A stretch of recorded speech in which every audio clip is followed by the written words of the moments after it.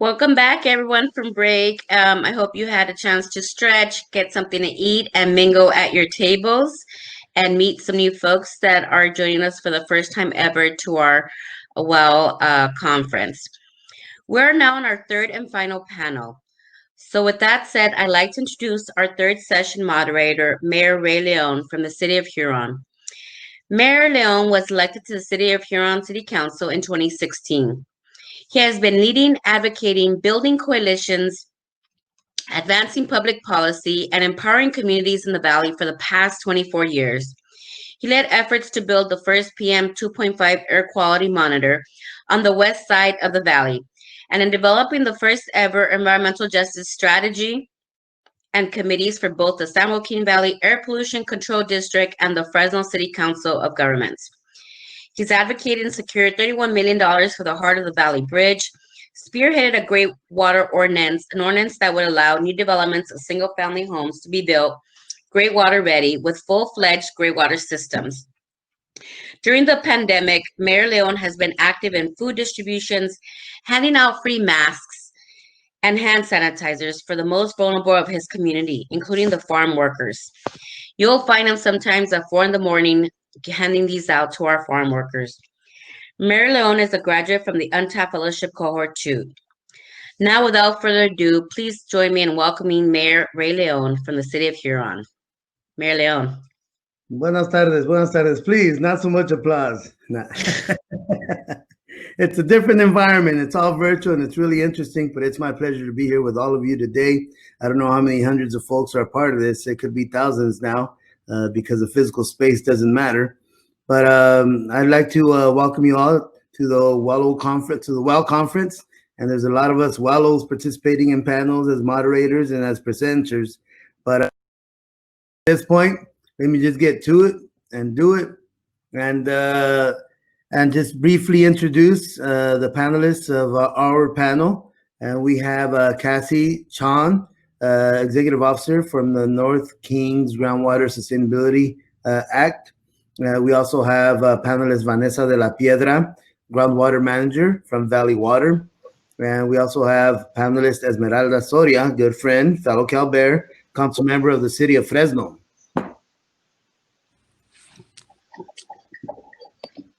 Hey, everyone. So everybody say hi. Buenos días, buenas tardes. There you go. Very good. And good to see you all here today. Everybody made it, 100% commitment here. So at this point, I'll just hand it over to our first presenter, Kassy, and then we'll have some questions. Should we do the questions intermittently or at the end? What do you guys think? I would say at the end is my preference. All right. Do I hear an aye? No. Okay, we'll do it at the end. And let's begin with the first presentation, Kassy, and then we'll have Vanessa, and then Councilwoman Esmeralda Soria. Please, Kassy, and I know you have a PowerPoint. Yes, I do. Let me pull that up. Hopefully you are seeing my screen, and I'm going to go ahead and get started here. All right. Well, thank you so much, Mr. Leon, for the introduction, and welcome everyone. I'm excited to be here with you today to talk about the politics and policies of groundwater and really the local GSA perspective. And I'll explain a little bit more about that as we go. I do have a brief PowerPoint that I'm going to just run through just to give you some background information and then leave plenty of time for questions as we get going. So I'm going to talk to you about Sigma and what a game changer that was for a lot of folks, particularly those in the critically overdrafted basins, and I'll define all those terms. I'm going to talk to you specifically about the North Kings Groundwater Sustainability Agency, which I'm the executive officer of, and then some regional challenges that many GSAs are facing, and also share a success story, and then encourage you to continue to be involved and engaged with the local GSAs, and then, like I said, plenty of time for questions. So Sigma, that is the Sustainable Groundwater Management Act. GSA, you'll hear me refer to these terms because I rattle them off like, you know, it's second nature, but I want you to all understand what the acronyms stand for. GSA is Groundwater Sustainability Agency.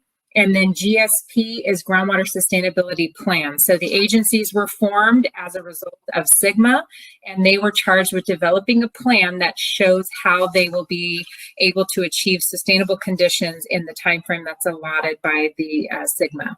And then Department of Water Resources, you likely understand, is known as DWR. So let's talk a little bit about SGMA. That legislation was passed in 2014, just by way of background, and it was essentially established in the heart of a historic drought. There were many wells going dry, there were many communities without water, the reservoirs were going dry, and Governor Brown at the time implemented this legislation, passed this legislation that essentially is aimed at creating conditions such that we're not going to have those conditions in the future. So what can we do to plan for when we're not going to have an abundant water supply now, so that when that time comes, we will have conditions that are sustainable and everything's not going dry and reservoirs aren't going dry. It provides for local control because locals know best. And that was really a foundational piece of the legislation, that the locals wanted to establish the plan for their area and the criteria that they were going to use to achieve sustainable conditions.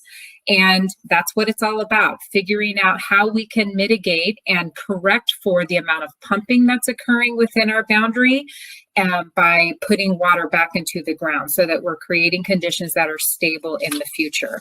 The legislation has 6 sins of SGMA, and we are charged with creating conditions that will be sustainable without creating undesirable results. And essentially, we have to address the lowering of groundwater levels, seawater intrusion, reduction of aquifer storage, degraded water quality, land subsidence, and surface water depletion.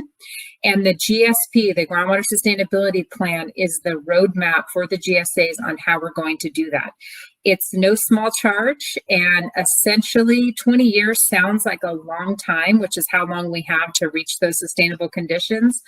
But it is not a long time when you're trying to correct for years and years of pumping that has occurred, and you're trying to correct behaviors and implement programs to ensure that we have sustainable conditions moving forward. And really, it's about that. It's about figuring out what can we do on years when we have abundant surface water to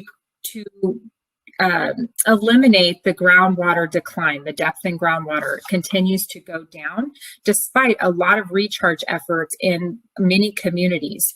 And this is just a map showing you exactly that. Over a 100-year period, if you look at the groundwater levels from 1920, you could go 15 feet below the ground and you would hit water.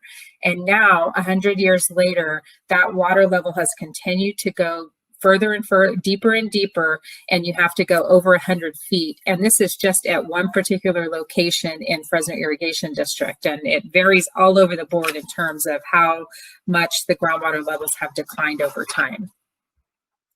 We had a short timeline to do all of this. The GSAs were formed in 2017, and we had to put together that agency, develop a plan on the best available data we had at the time, and submit that plan to Department of Water Resources by January 31, 2020. And then we have 20 years to implement that plan and create conditions that are sustainable moving forward. Every year, we have to submit a report to DWR that essentially tells DWR how we're doing in terms of reaching our interim milestones so that they can gauge our progress and make sure that we're on the right track to achieve sustainable conditions.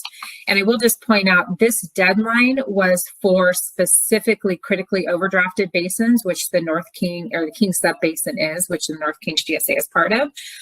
Medium priority basins had up until January 31, 2022 to develop their plan. So I always say they have the benefit of learning from what the critically overdrafted basins did, but they do have that 2 additional years because their conditions aren't quite as critical as those in critically overdrafted basins.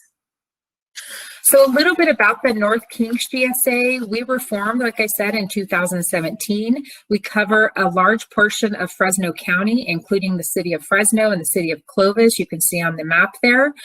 We also have other member agencies, including Fresno County, Biola Community Services District, which is a small disadvantaged community located within our boundary. We have Bakeman Water Company, Garfield Water District, and International Water District, as well as Fresno County. And we have several other smaller entities like Malaga County Water District, Pinedale County Water District that are interested parties. And all of these groups form together. We have a joint powers authority agreement, and we have agreed to work together to create sustainable conditions within our boundary. It's not going to be easy, and we have challenges that we've identified, and we're going to continue to face these challenges along with many other GSAs in the area, including the chronic overdraft. That's a big one, and we talked about that already, but the depth to groundwater continues to go down, and I'll just say that Fresno Irrigation particularly has had a focus on groundwater recharge as well as banking water for many, many years, and still, based on the map, you can see that the pumping that is occurring within the boundary has continued to create conditions where you have to drill deeper and deeper and deeper to get groundwater. We also have climate variability that we're dealing with. We all know that the climate is changing. Storms are coming more severely and less frequently, but when they do come, they're greater in volume. And how do you account for those changing weather conditions when you're trying to make sure that you're capturing as much of that surface water as possible during the years when it's wet? Because we know right on the tail end of that, there's going to be periods of dry. And so we're trying to balance that and make sure we're building projects that will be able to capture all of that available water when it is available.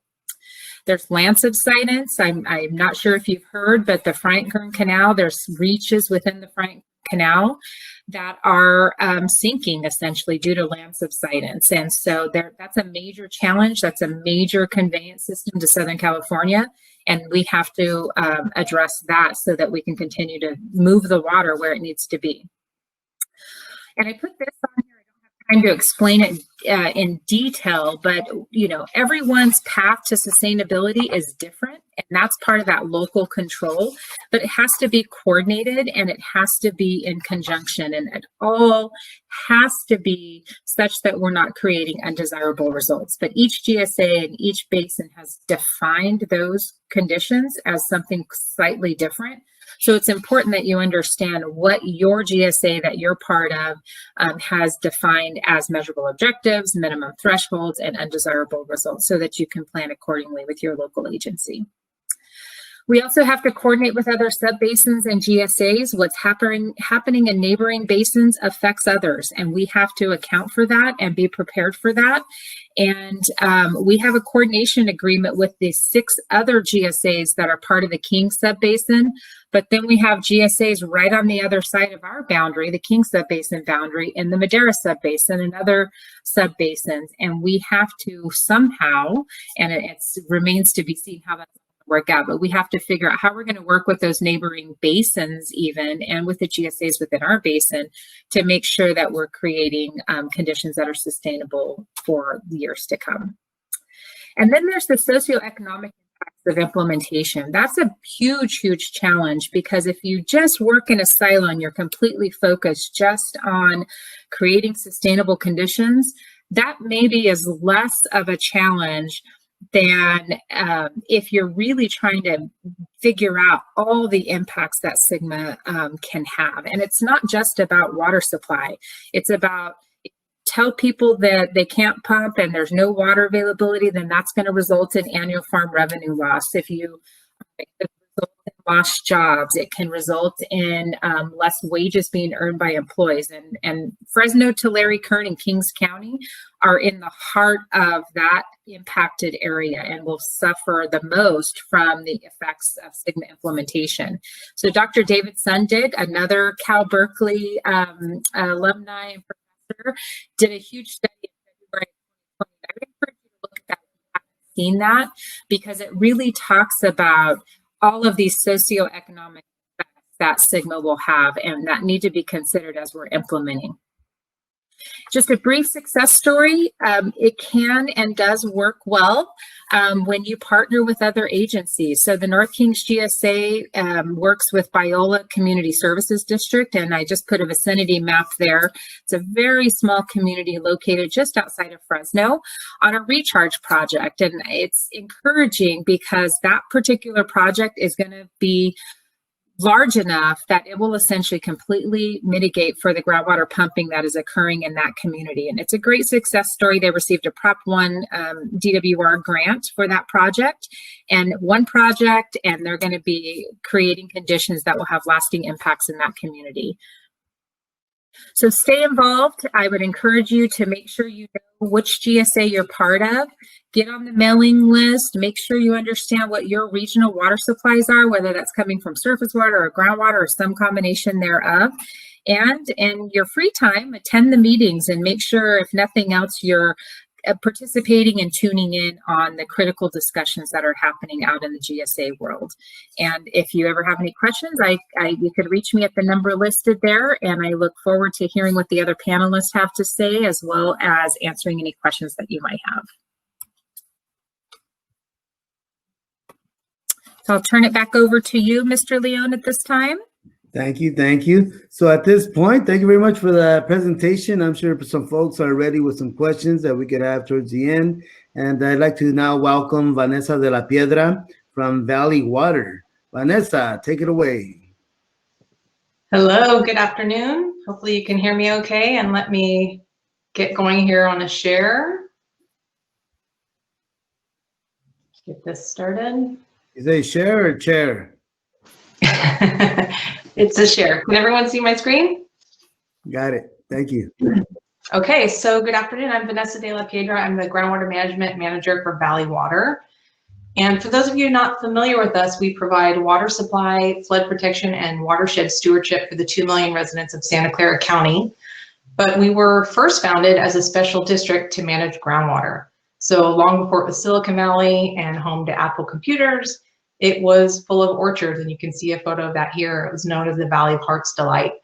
And hey, Vanessa, sorry to interrupt. We can actually only see your Remo screen. We don't see your presentation. Maybe you can help me with that there. Yeah, if you want to share, try the application view. Is it a PowerPoint? It is a PowerPoint. So if you navigate the tab, so when you share screen, it gives you your entire screen, application window, or Chrome tab. Try application window. I was in application window, and that was how I launched that. Oh, interesting. Let me try one more time. Okay, so we see the Remo screen. Okay, if you want to continue talking off the cuff if you can, I'll pull up your presentation. That would be great. Be able to share it. Sorry about that, everyone. So the photos that I was talking about that you couldn't see, let me go back here. Okay, so while Brianne's pulling that up, yeah, it was had very heavy reliance on groundwater in the early 20th century. Santa Clara County at the time was largely agricultural, so there were a lot of wells being drilled to support the orchards in the area. It was also the primary source for residents and businesses in the area. And it was the overuse of groundwater resources that led to our agency's formation in 1929. And so hopefully we can get the PowerPoint going here, because I'm going to have a couple graphs. But it was over pumping of the resource that led to really large drops in groundwater levels. Here we go. Thank you. There we go. So these very large drops in groundwater level from chronic overdraft led to land subsidence. Actually, if you could go back one slide, Rand. Sorry.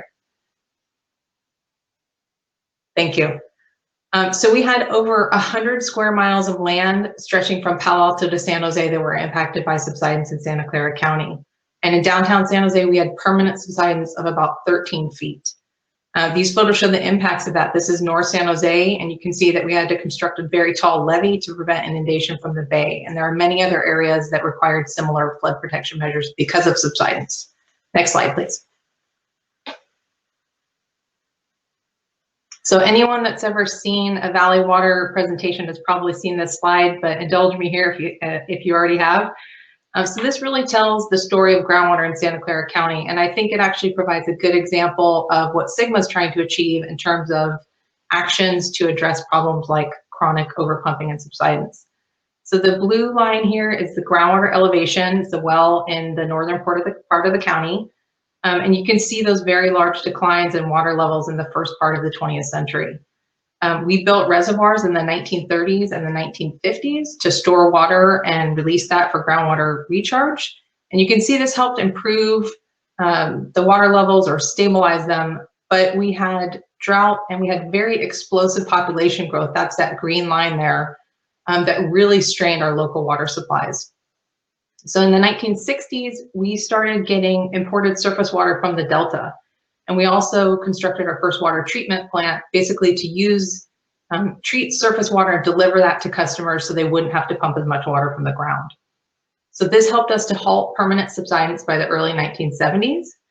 And we increased our imported water deliveries in the 1980s through the Central Valley Project. These supplies helped us to further recover our groundwater levels and also to weather several multi-year droughts. So you can see the recent drought, the effects of that. We do see water level declines during droughts, but it's our investments in storage, managed aquifer recharge, and diverse water supply portfolio that allow us to quickly recover to sustainable conditions. We're in a good place today, but it definitely wasn't quick or easy to get here. We had to adapt to changing conditions and make difficult decisions on huge investments based on the needs of our communities. And in a similar way, SGMA provides the framework and the time for communities to chart their own course to achieve and maintain sustainability. Like Kassy mentioned, it really has a focus on local drivers because locals do know best. Next slide, please.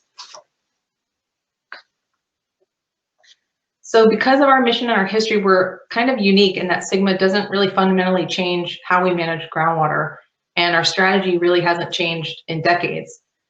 We use local and imported surface water to refill our basins, and we reduce the need for pumping by providing alternate water supplies and through water conservation and water reuse. Our goals, strategies, programs, and metrics to ensure continued sustainability were well documented in our groundwater management plan, and ongoing monitoring shows that we have healthy long-term conditions. So in 2016, we submitted our groundwater management plan as an alternative to a groundwater sustainability plan, and this was approved by DWR as for SGMA compliance. So while SGMA doesn't fundamentally change what we're doing, it does cause us to further explore issues like groundwater dependent ecosystems, and those are of very great interest to many stakeholders and also regulatory agencies. So these issues are going to be addressed in our 5-year update. These are required by DWR. So our next one will be due in January 2022. Next slide, please. So a couple of things that we learned during development of our alternative plan. Before SGMA, we had very broad authorities through our District Act, which is our enabling legislation. And we had a very long history of sustainability, like I talked about, as well as strong partnerships with our water retailers, who are the primary pumpers. We're not an adjudicated basin, and we were not proposing to regulate pumping, but the new SGMA authority that would allow us to potentially limit pumping or regulate wells was a major concern for some of our water retailers, including our largest water retailer that serves over 1 million people. So understandably, we're a bit anxious about potentially reduced access to supplies and also potential interference with their water rights. So through a board committee, we worked with our retailers and interested stakeholders for almost a year to identify the steps that we would take if we were ever even considering the regulation of pumping. So the process describes our guiding principles and also the approach that we would take to respond to worsening basin conditions. And the process adopted by our board essentially establishes pumping regulation as the very last resort. Next slide. So what are we doing to avoid that point of last resort and ensure continued access to reliable supplies? Well, first, we work very hard to protect our existing facilities and our supplies that allow us to provide adequate recharge for our basins. So some of our reservoirs are more than 80 years old. We have a lot of aging pipelines and other infrastructure. That's been kind of a common theme today. So up in the upper right corner is Anderson Reservoir. This is our largest dam and reservoir. We have major capital projects underway, including a seismic retrofit of this dam. Protecting our local water rights and imported supplies is also critical, so we're actively engaged in Delta Conveyance Project and other efforts related to imported supplies. Next, we continue to collaborate with others to plan for the future. This includes working with cities and water retailers to understand projected growth and what that means for water demands in municipal, industrial, commercial, and agricultural sectors. And this collaboration helps ensure that we can meet our level of service targets and that we're really right-sizing our investments. And this is especially important given the increasing pressure on water rates. Lastly, we know that continuing investments in water conservation, reuse, and storage are essential to address issues like growth and climate change, also a common theme today, and the challenges of that. So we're pursuing projects like the purification of recycled water, recycled wastewater, to pursue that as a locally controlled, drought resilient supply. And on the bottom right there is our Silicon Valley Advanced Water Purification Center. And ultimately, we are working to use purified wastewater for potable reuse, either recharging our groundwater basins or potentially for direct use. So there's certainly challenges ahead, but we'll continue to work with our partners and engage the community that we serve to ensure reliable supplies far into the future. Thank you.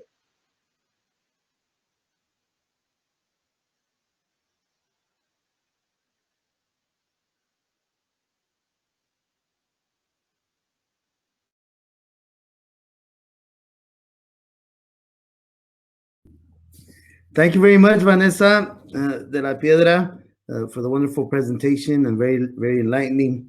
And I think the leadership cohort from 2 years ago, we paid a visit to it. It was really nice, very high tech, and definitely something exemplary for other water districts. But what I did appreciate even more was the environmental justice investments that district makes. But now let's go on with the awesome Councilwoman Esmeralda Soria from the city of Fresno, California, the 5th biggest city in the state, and that is now over 50% Latino, and a good majority of the council is Latino. But Esmeralda, take it away. Awesome. Thank you, Mayor Leon. Pleasure to be with all of you this afternoon. I don't consider myself a water expert as the other two presenters just demonstrated, but perspective just from a local council representative where we have to manage, and we have our own department of water resources that provides water to over 500,000 folks in our community. So you guys, many of you guys have heard, and I think it's important to just kind of kick it off, this phrase of whiskey is for drinking, water is for fighting. I think that is a common, quote utilized in the Central Valley because there are a number of challenges, as were highlighted by our first panelist, Kassy, about the challenges that exist in the Central Valley. And I've seen these through the work that I've done, not only as a council representative, but also as previously an advocate for environmental justice and access to safe drinking water up and down the valley, which is still today in the age that we live in, 2020, still a tremendous challenge where close to 1 million people are continuing to live without safe drinking water in our communities. As far as Fresno, the city of Fresno, we have been able to put in place a conservation program that provides a variety of services. We have been able to, over the last 5 years, the first year that I was on the council, invest in infrastructure to treat our water that we have access to.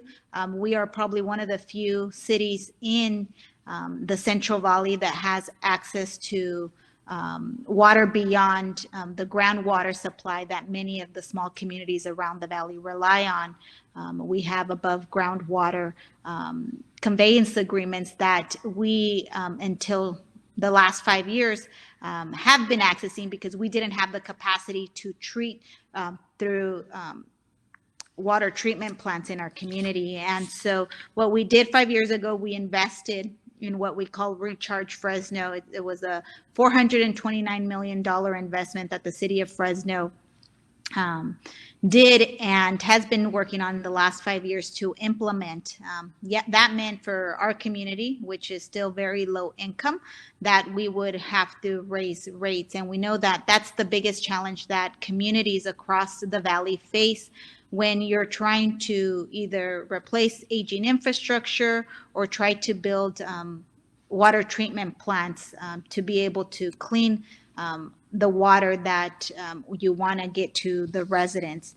In the city of Fresno, that was a big issue because, as I mentioned, a majority of our population still lives below poverty, and so raising our water rates was a challenge. However, we were able to also, as a result of this program, set policy to ensure that we had an affordability program for residents that couldn't afford the regular price. And so we were able to set aside on a yearly basis $1 million to be able to have our seniors and low income residents to be able to get a credit in their water bill. And so that has, I know, been helpful for many of our vulnerable communities.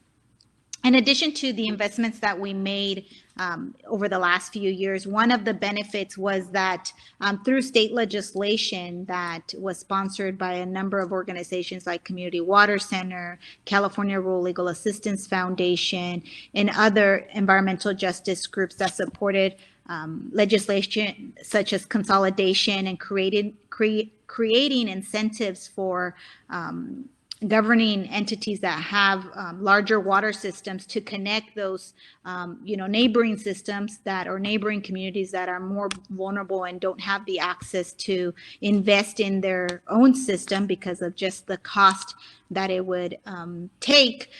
The city of Fresno, as part of our Recharge Fresno program, we were able to acquire $1.1 million from the state as a grant that would incentivize us to connect a neighboring school district, which is not in the city boundaries. It's called Orange Center School District. A very small standalone school districts, which we see up and down the valley with 300 students that for a decade and a half had essentially water that they couldn't drink. And so much of the budget, the school's budget, was spent in providing, 5-gallon of water dispensers in the school to make sure that the students and their staff had access to safe drinking water. Well, this program allowed us to build the pipeline, which was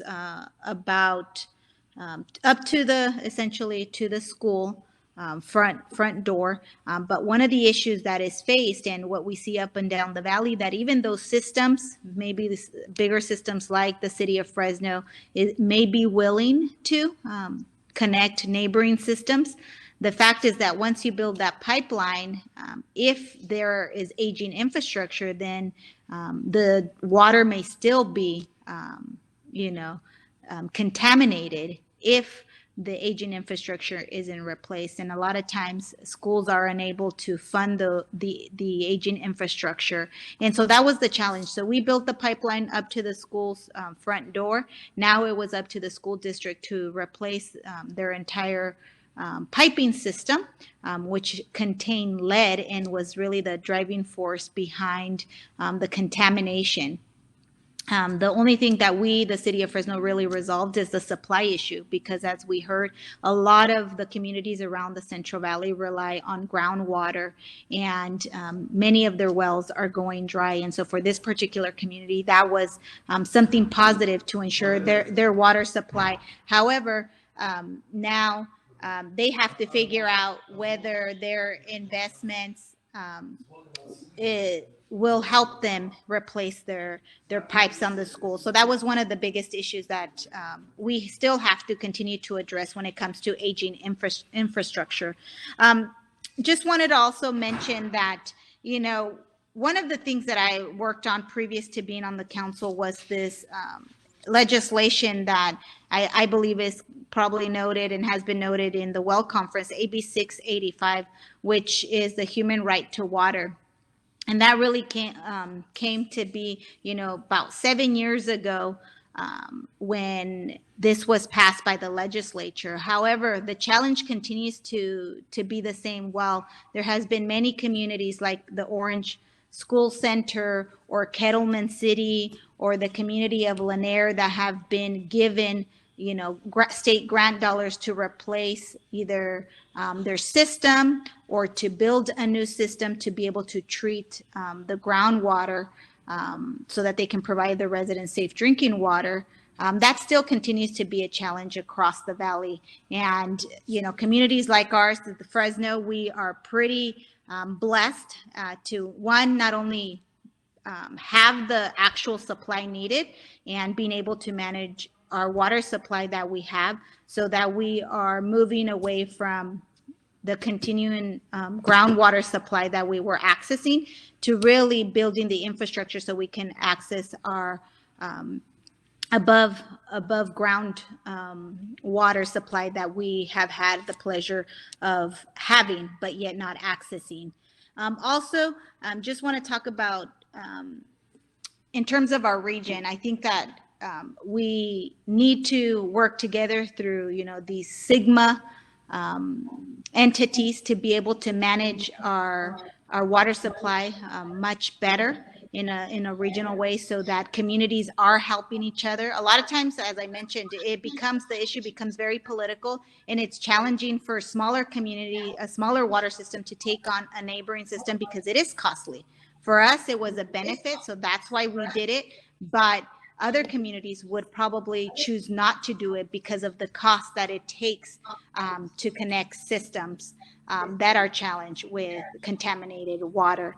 But I think that it's important that we continue to have, our own local plans and regional plans to better manage the water challenges across smaller communities. But what we really need is infrastructure dollars. That's what I've realized as a council representative, and a lot of those infrastructure dollars we don't have in our general fund budgets because they're very, very limited. So we are pretty much at the whim of the state and federal representatives to get us those resources so that we can better implement those regional and even local plans to create some sustainability in our communities.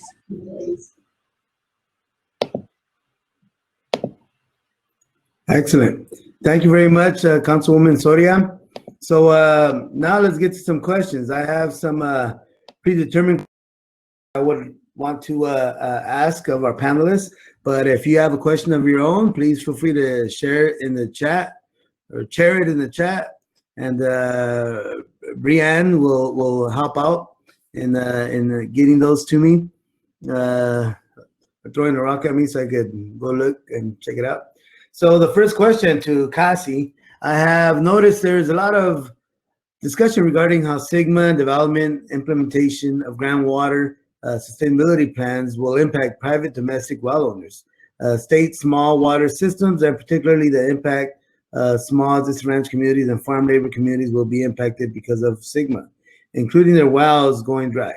Are the GSAs responsible for mitigating for wells going dry in these communities? And is there measurement of the level of water in these wells? Yeah, thank you. That's an excellent question. Thank you for asking. And there has been so much attention focused both in the media and other groups on domestic well impacts. And it's the fact of the matter is, and Councilwoman Soria alluded to it, everyone, regardless of whether they're on a private well or part of a public water system, has a human right to water in the state of California. And so a well going dry impacts their ability to have that surface water. The specific answer to the question is the Sigma legislation doesn't specifically state that wells cannot go dry. What it does state is you can't create undesirable results. And undesirable results is really up to the local GSA to define with input from DWR. And so for the North Kings GSA, we've done an extensive evaluation of how many wells will go dry based on where we've set our water levels, where we are predicting that our water levels will go. We've evaluated how many wells will go dry, and depending on which data set you use, it's between 3 and 10% of domestic wells that could go dry. And so I will state that, is that undesirable? Well, depending on who you talk to, yes. I mean, one well going dry is an undesirable result for that individual. But the critical thing there is it's based on the data that we have. And I say that because we put that plan together and there are a lot of data gaps. So these first couple of years, that is a major focus for the North Kings GSAs, to figure out what domestic well owners are out there, so that then you can really build a program that can implement and start to have resources for the folks that will be affected if their well does go dry. So it's one of those gray areas in SGMA. Wells will go dry. Fewer wells will go dry because of SGMA, especially when we get to that 2040 timeframe, because that's what it's really designed to do, is create conditions where people know this is what the water table is going to do, so they can plan accordingly in terms of how deep they drill their well. Excellent. Thank you, Kassy. Let me skip around here. Vanessa, I got a question for you here. You mentioned working with cities and water retailers on projected growth and water demands. What are some potential consequences if that collaboration doesn't happen? Yeah, thank you for the question. So if cities and water agencies aren't aligned in our forecast for growth and demand, we might not have enough water to meet the community's needs, so we could have shortages. On the flip side, if cities are over-projecting growth, we could be over-investing and making investments that aren't needed, and that's going to result in negative impacts to ratepayers and also could leave us with stranded investments. So unfortunately, none of us have a crystal ball. We don't know what's ahead, but it's really important for us to work together and forecast what a realistic future might look like. So in our agency, we're engaging on general plans and also urban water management plans, which Michelle from DWR mentioned, basically to make sure that we're all kind of talking at the same table and making the right investments for the future. So it's a fine line to balance there. Yeah. Thank you, Vanessa. So next question, going back to farm worker communities, priority populations.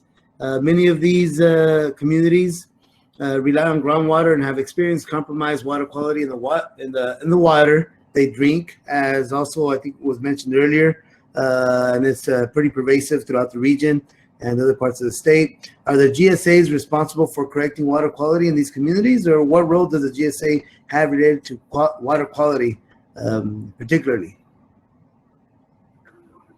Yeah, so I can take a stab at that, Vanessa, and then if you have anything to add, certainly.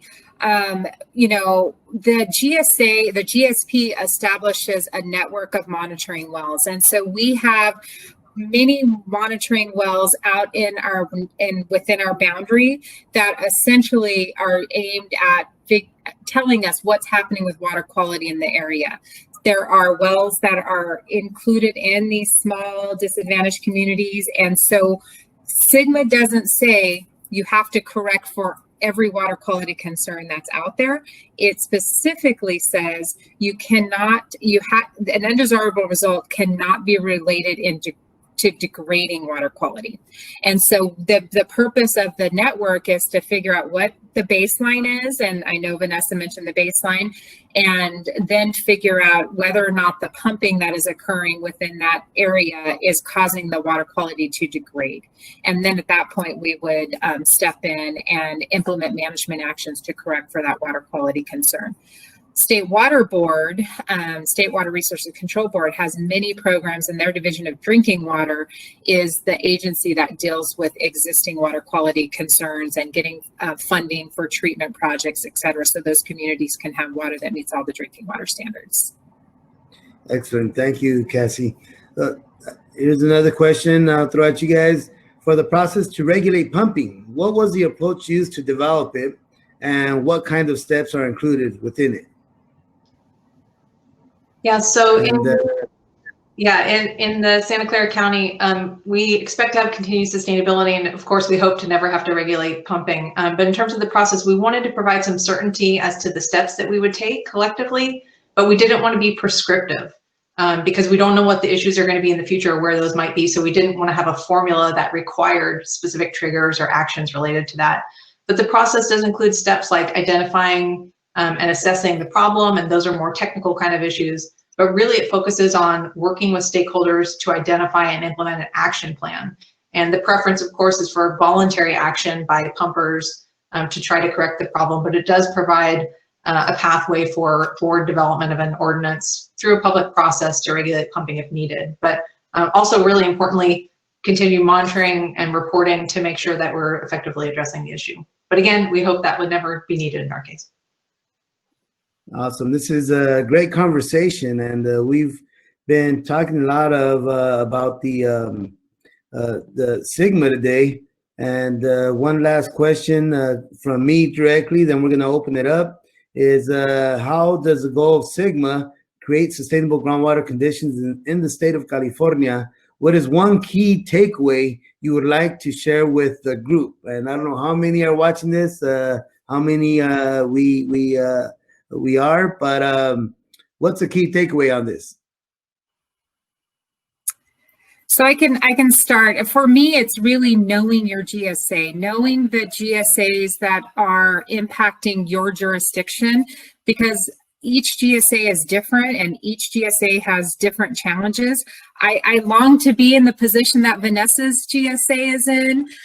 You know, they're way ahead in the game in terms of sustainable conditions. And so knowing that and being involved and inserting yourself is going to be critical for success. And it really is going to help the GSA to be successful when you're considering all those interests and all of that input from all of the stakeholders when you're making decisions and implementing your plan, your GSP, and implementing management actions when it comes to that.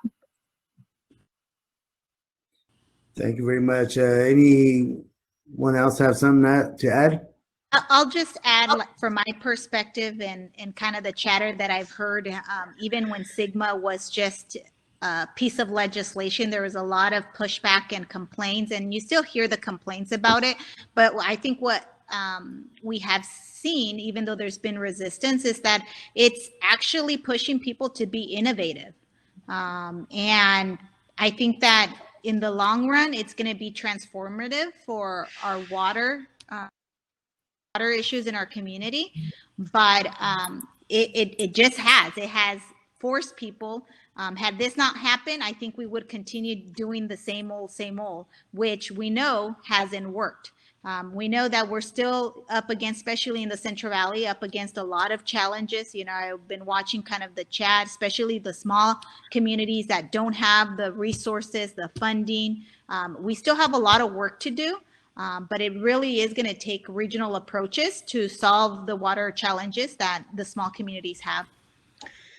Well, thank you, Mayor Leon, Vanessa, Kassy, and Councilmember Esmeralda, for your great information.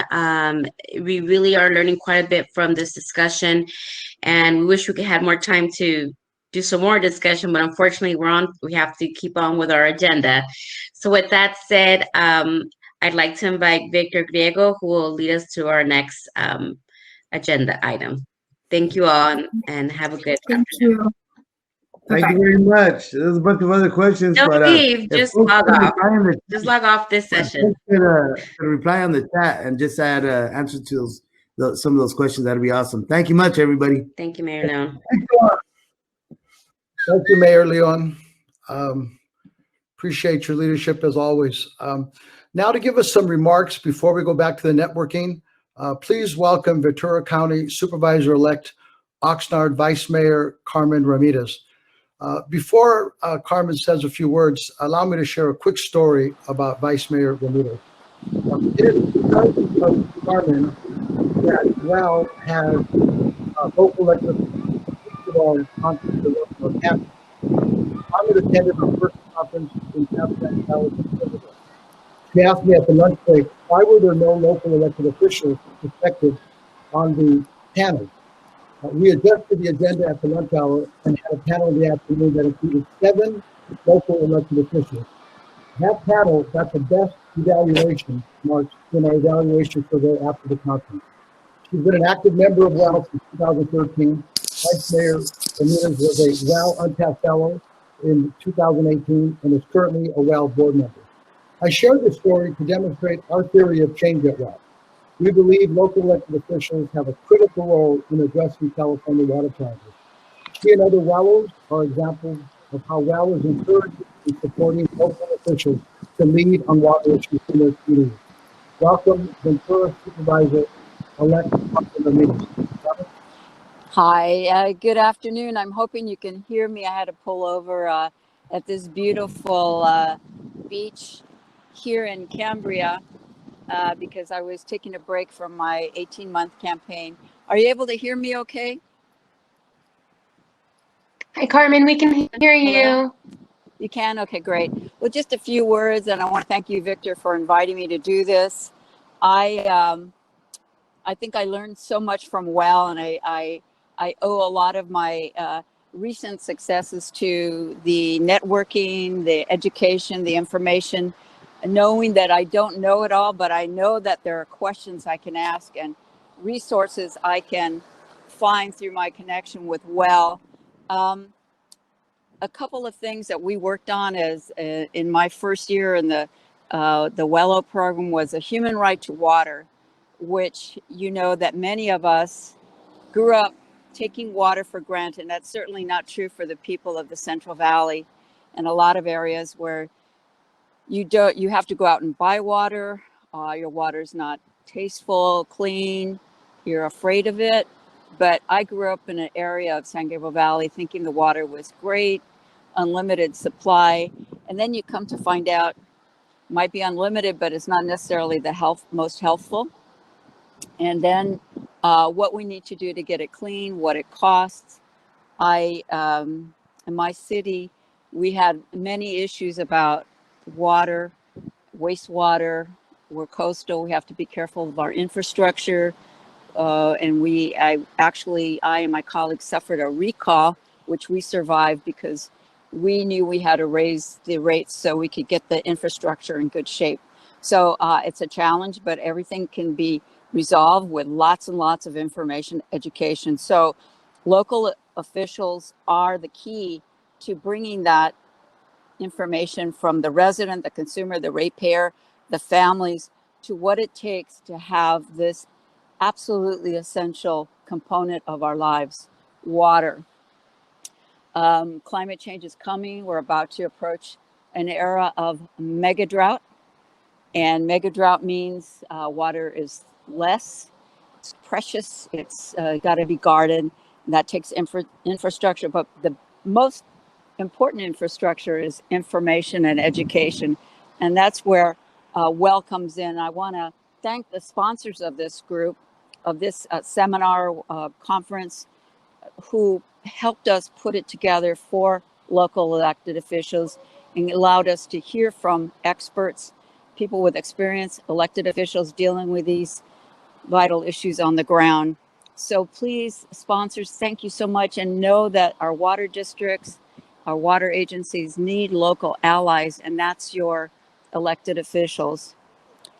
Use the resources of WELL to encourage your colleagues everywhere to learn about water. My first question to the average resident is, do you know where your water comes from? And people will say the thing, usually it comes from the tap. Well, no, it doesn't. It comes from a lot of different places. So we want to encourage that learning always. And, you know, I want to mention a couple of people who are not here today who helped all of us early on. Celeste Cantu can't be here today, a very respected teacher and working in the water systems of California. And I want to thank her for her help in getting us going. And also, we lost Jose Ornelas this year, councilman in San Joaquin, city of San Joaquin, working to make his city more healthful. He passed away of COVID. A few months ago, he is sorely missed, but he is remembered. So finally, water. We can't take it for granted. Just like our democracy, we can't take it for granted. Use it or lose it. And thank you all for participating. Thank you, Carmen, and we'll allow you to get back to the beautiful beach there. I want to thank everyone who joined us for today's conference. Your participation in the panel discussions and questions gave us all more insight into the topics that were discussed today. We'll be hosting a series of educational webinars starting in January, hosted by the Sanitation District of Los Angeles County, and others who are sponsoring webinars going forward next year starting in January. We have a few sponsors for those webinars, including the Orange County Water District, Kiesel, Young and Logan, Mayors Nave, Alvaro and Smith, Eastern Municipal Water District, and De Anza Properties. Anyone else who wants to participate, please let us know. So we have a sponsorship link in the chat box, or you can go to our website under webinar sponsors. We'll have another conference scheduled in the spring, and we'll keep you all posted via social media and our webpage. And last, we'll be launching its Untapped Fellowship Cohort 2021 through 2022. If you're interested, please fill out the interest form that Brianne will post in your chat box. You can also find this information on our website at www.latinosforwater.org. Thank you again to all of our sponsors and associate members. Also, you will receive a survey regarding today's conference. Please fill it out and let us know how we did today. It has been my pleasure to be with you all today as your mistress of ceremonies. That being said, this conference is not over. We encourage you to continue learning and chatting with other participants and lingering panelists in table mode. We'll have the conference open until 2:30 to allow for this networking time. Thank you all again and have a great weekend. Have fun networking.